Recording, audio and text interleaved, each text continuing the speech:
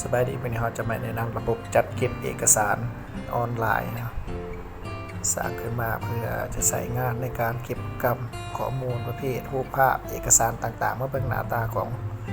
เว็บแอปที่พัฒนาเขียนขึ้นด้วย Google App Script ผ่าน Google Sheets เป็นฐานข้อมูลนี่เนาะในหน้าตาระบบจัดเก็บเอกสารออนไลน์ก็จะมีหน้าเข้าระบบเนาะสามารถลงทะเบียนเข้าใช้งานได้เนาะเพราะว่า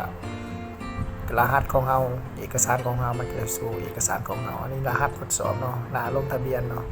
ก็ลงทะเบียนสื่อบริษัทเบอร์โทรรหัสที่เขาเนาะแล้วก็กดบันทึกเนาะอันนี้เราจะมาทดสอบรหัสทดสอบก็คือว่า13ตัวเนาะ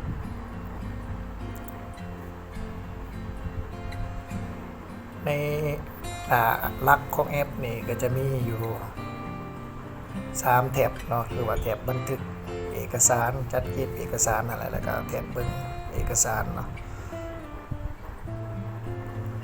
การจัดเก็บเอกสารออนไลน์เนี่ยก็สามารถจัดเก็บประเภทรูปภาพแล้วก็เอกสาร Word Excel PDF ต่างๆเนาะมาเบิ่งการบันทึกเอกสารนี่เนาะเราจะบันทึกตัวอย่างเนาะวันที่26เลือกประเภทเลยเนาะประเภทแจ้งการเอกสารต่างๆหาเอกสารต่างๆตอนนี้เราจะเอาเอกสารต่างๆนี่เนาะใน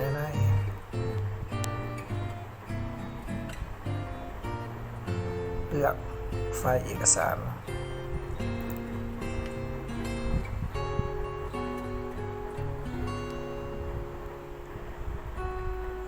ตัวนี้เป็นรูปทดสอบเนาะ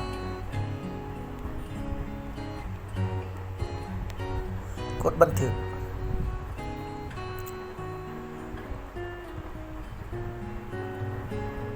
กระดาษเอกสารเนี่ยบ่เกิน5 มิกเนาะเพราะว่ามันจะอัปโหลดไปGoogle Drive เนาะ Google Drive มันก็จะใช้เวลาเนาะมาเบิ่งเอกสารเนาะสังเกตว่า user 11มีได้บันทึกเอกสารไปอยู่4เอกสารเนาะผู้ภาพเมื่อกี้นี่เราสามารถคลิกเบิ่งเอกสารประเภทได้เนาะแล้วก็คลิกเบิ่งตัวนี้เนาะแปลว่าการค้นหาเอกสารมันก็จะสะดวกสบายเนาะสนใจก็เอาไปนำใส่ได้ฟรีเนาะเพียงแต่สมัครเบิ่งแล้วก็แก้ไขได้เนาะเอาจะแก้ไขตัวนี้นะ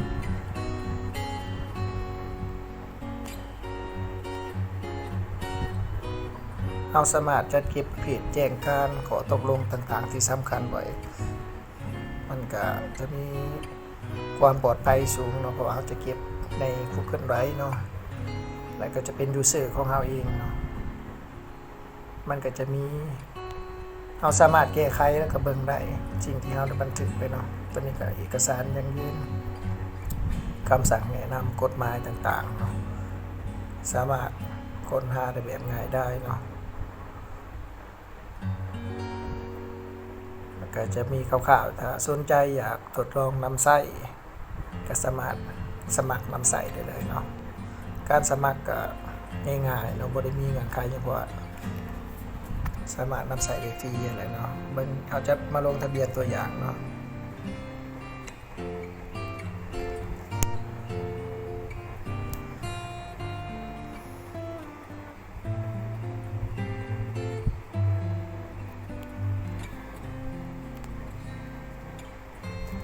ตัวนี้สมุดเนาะเบอร์โทร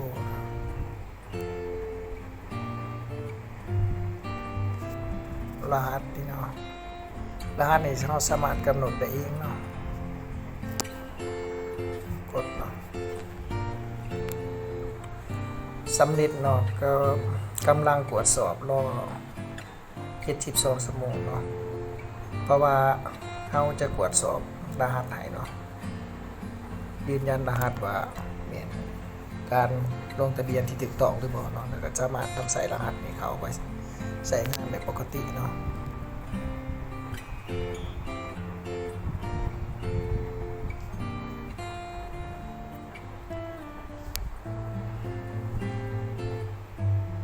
เอกสารที่เราบันทึกก็จะมีทั้งหมดประมาณนี้เนาะสามารถลบแก้ไขได้เนาะเราไม่ต้องการเราก็ลบได้เนาะ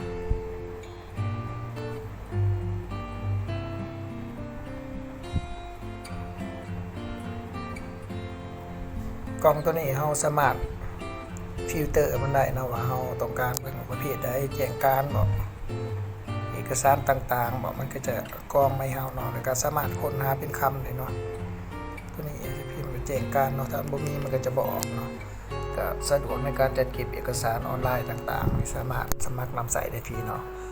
สำหรับวันนี้ก็แนะนำวิธีการนำใส่ระบบจัดเก็บเอกสารออนไลน์ที่เราพัฒนาขึ้นใน Google App Script นี่เนาะก็จะมีข่าวๆเพียงเท่านี้เนาะถ้าสนใจต้องการระบบอยากไปต่อยอดนำใส่ก็สามารถติดต่อสอบถามเพิ่มเติมได้ที่ Facebook YouTube WhatsApp ที่ตรงนี้ได้เลยเนาะขอบใจ